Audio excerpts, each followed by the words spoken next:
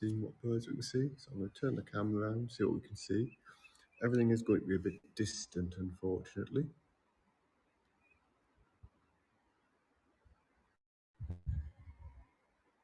At the moment, I can't zoom on this device. So you might be able to see some movement in the water towards the top left there. And that's a little group of about 18 teal, a small duck. You might be able to hear their calls slightly if I stop talking.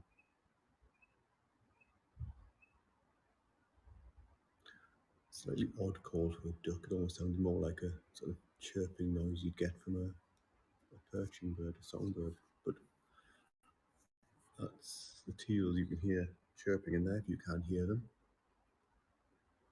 There's also mallard and moorhen out there.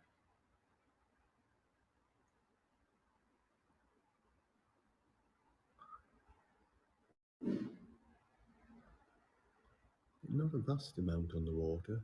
It always feels like there should be more on this little lake than that there actually ever is.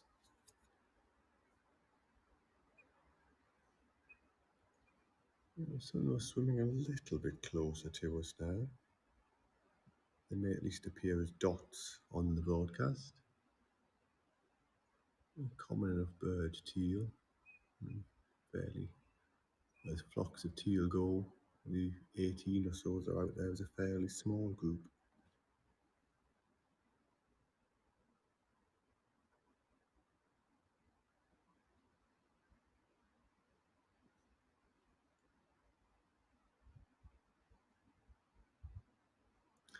You see, it's rather a dull grey day.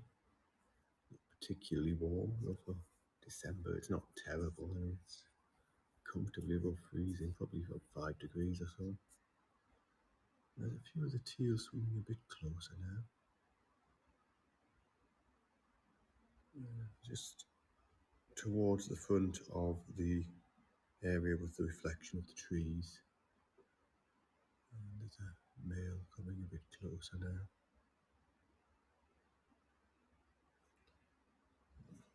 I'm doing this from inside a birding hide. There's nobody else here, but obviously if anybody else turns up, I will head outside because I don't really want to be talking when there are other people here doing the things.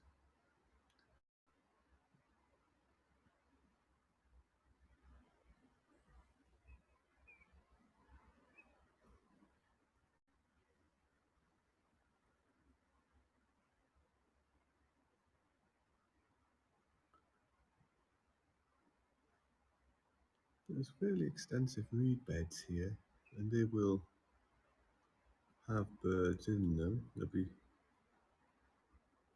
various things using in there. I've seen today wren and blue tits, some of the common, what you think perhaps as woodland birds in the reeds. I've not seen any reed buntings today, but they're almost certainly about. I've had a good scan of the edge of the reeds to see if I can make out any snipe or other waders sitting in there. With no success. Try holding up binoculars to the phone and see if that works. I almost certainly won't, but we'll give it a go.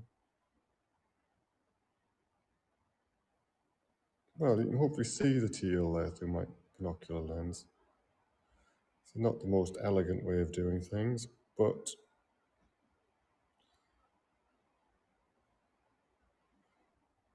I'm probably a bit distracted. I'm trying to balance 3 things at once. But that way, hopefully you can at least see the birds a little bit better. If I go and skim over to this way, you see some more teal around that island, and the larger duck is the mallard. Yeah, perhaps this is the way of the future if Haps doesn't reinvent zooming. Just holding up binoculars to telephones and seeing what that shows. Well, anyway, hopefully that will have given people at least a quick glimpse of the birds a bit better than we get in the unmagnified view.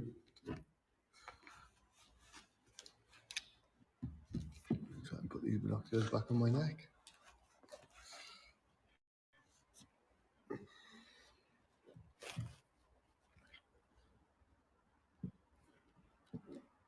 So a few birds there.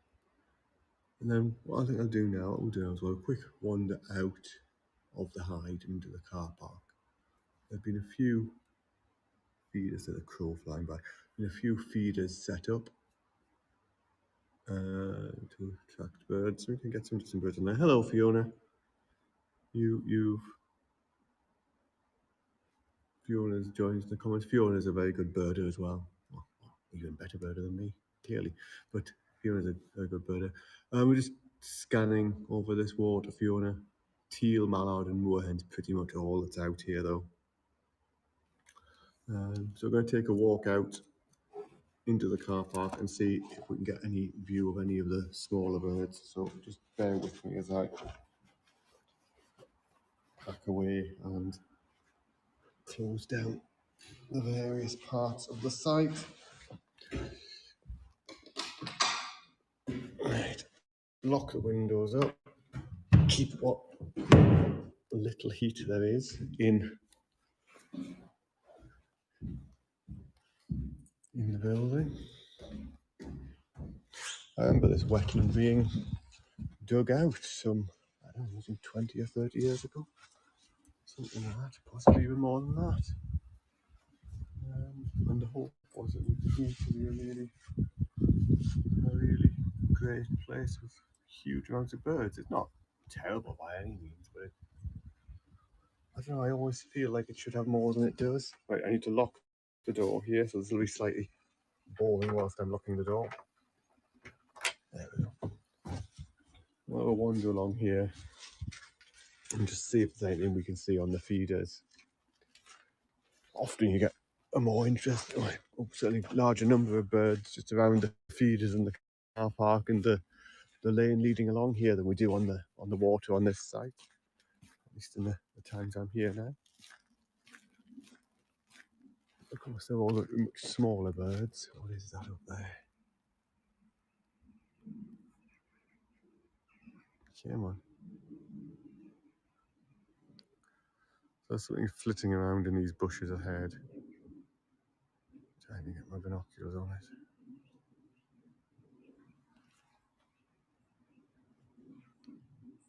Looks small. Small is good. Yeah, so there's a gold crest flitting in these bushes. Let's try and get a bit closer.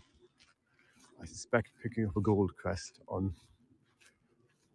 this phone camera will be a challenge at the best of times.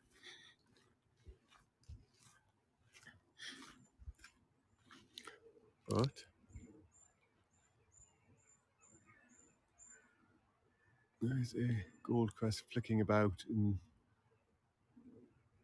the trees at about the middle of the dwarf bushes, heading up now. Almost certainly not possible to see that on the camera. But a nice bird, Britain's smallest bird, of course, the gold crest. It's worth checking for the rarer fire crests as well. We've been on the ground here. I just hopped up onto the twig in front of us, a bit to the right of the bin.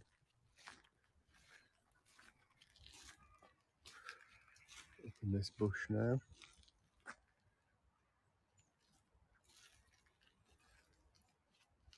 Hopefully that's at least visible. Reddish coloured breast.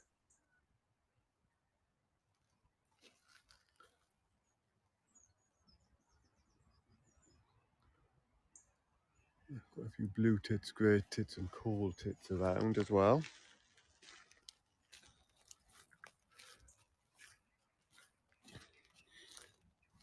Another bird that's really nice on this site is the willow tit. Willow tit's a species that's seriously declined here in the UK. And there are at least a couple around this site. I did see a couple earlier. We'll see if we can pick any up, but they're not as bold as the other birds. And you've got blue tit and grey tit on the feeder there, and a robin on the ground. Go a bit closer. The birds here are relatively habituated to people. Over many years, the local photographers have been feeding and encouraging the birds to come down so they can be photographed. So you can sneak up a little bit around and look at me talking quite quietly as I sneak up. Probably about as close as I'm going to get. There's a grey tit down on the nut feeder and a blue tit just joined it. Several more grey tits and blue tits. You probably hear jackdaws shouting. And over on the rock there is a grey squirrel, a non-native species.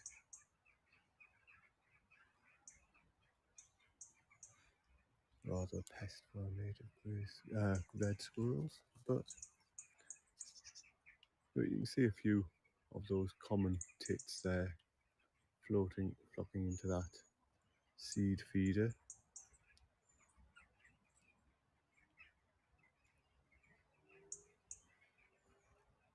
I haven't noticed a coal tit coming down here yet. There are several of those about.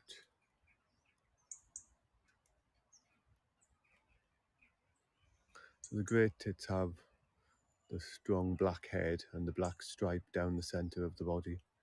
The blue tits have more blue coloration and don't have the dark black cap in the same way. Both very, very common garden birds that you see absolutely everywhere in Britain. Okay, we'll wander a bit further up the lane and see what's in hedge lines up here.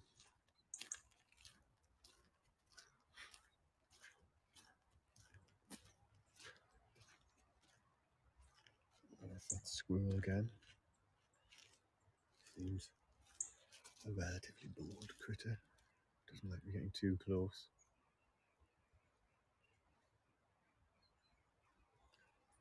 There's a coal tit now on that feeder. So the smaller bird just on the feeder now is a coal tit. Again, it's got a black cap, but it's got a white stripe down the centre of the cap, and it is much smaller than even the blue tits, and certainly smaller than the grey tits.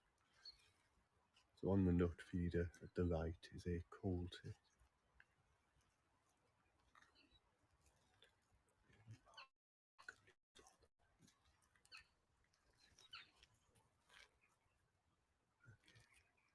I'll back off and let them get on with their feeding undisturbed.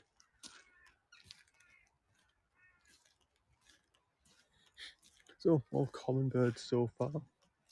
I did see a couple of the willow tits earlier today. A little bit up here where, again, some of the photographers have set up a little post for taking attractive photos of them with a bit of food down there. There's a female chaffinch just to the right of that telegraph pole. See if we can get any closer. And the female bullfinch just flown further up. Seems to be a good year for bullfinch in this part up here. I've seen, they're never rare, but I seem to be seeing a lot more of them this year than I normally do when I'm around here in winter. And lots of really nice lichen-clad twigs and bushes, rather attractive. What's that?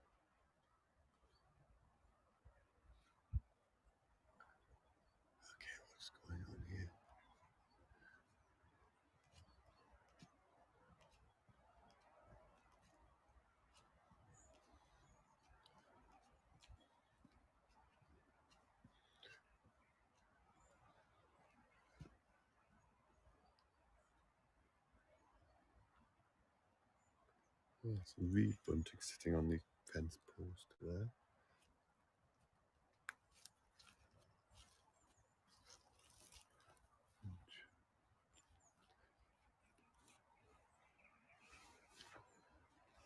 Possibly we can see.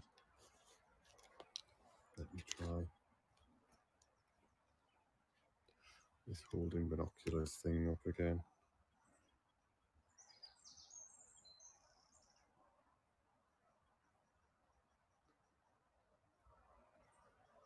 And some blue tits flitting by as well.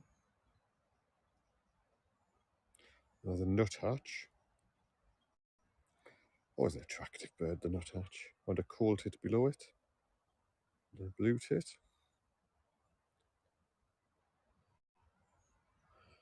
So you see this little thing's been set up to encourage the birds. There's a great tit sitting on top. Encourage the birds to come down and be photographed. There's the nuthatch back. It's not doing badly for holding binoculars up. This is where I had a couple of willow tits earlier on as well.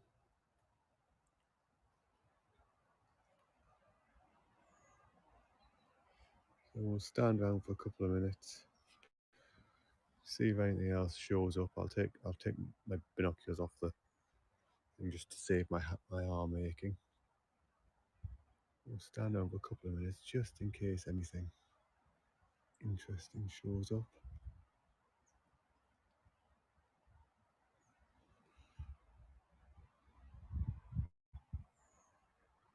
Some redwing calling overhead.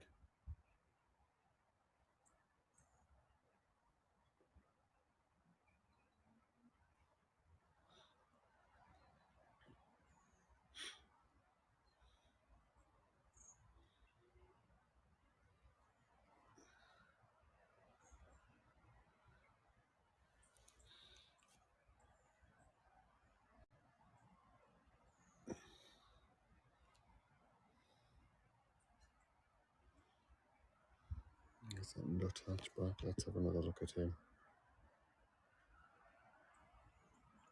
Oh, blue tit now. Several blue tits.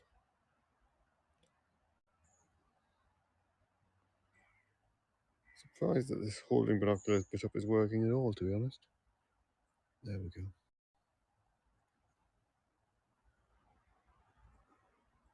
Common enough birds.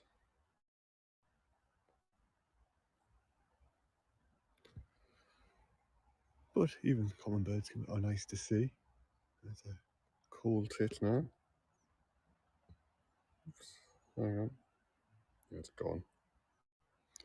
Not quite speedy enough, I'm afraid.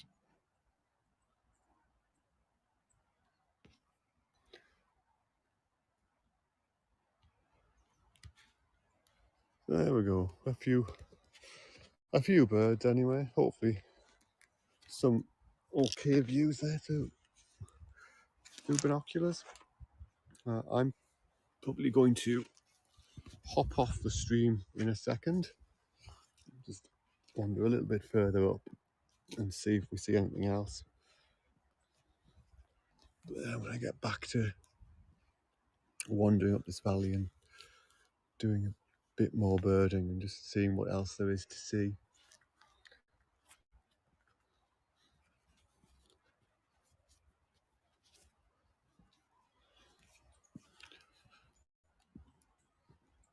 We'll just go a little bit further up together. The nuthatch just hopped off the fence. I'm still on the fence actually. Just flown up there. Very attractive bird, the nuthatch. As long as we don't stop enough to look at our common birds.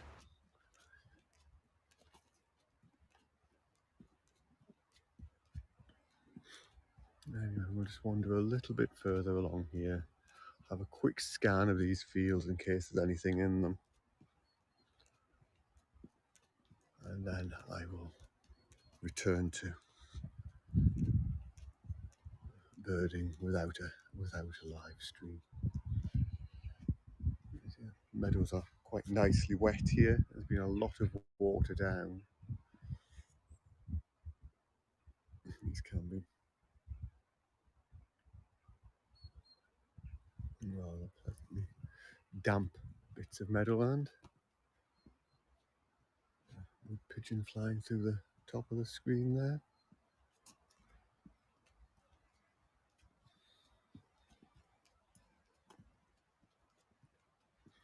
Just walk a little bit further up here. Have a quick scan of this meadow in case there's anything in it now. And end the broadcast there, I think. Yeah, a good little experiment. Pleasantly surprised at how effective the whole binocular holding thing worked. Wasn't brilliant, but it allowed people to see at least the relatively close birds. Okay.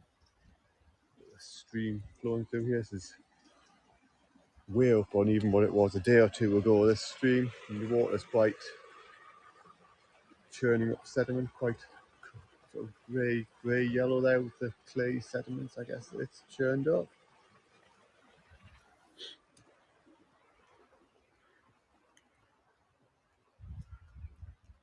Is there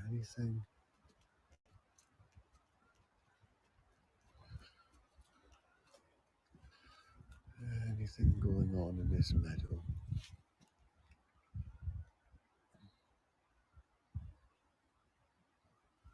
Just a quick scan.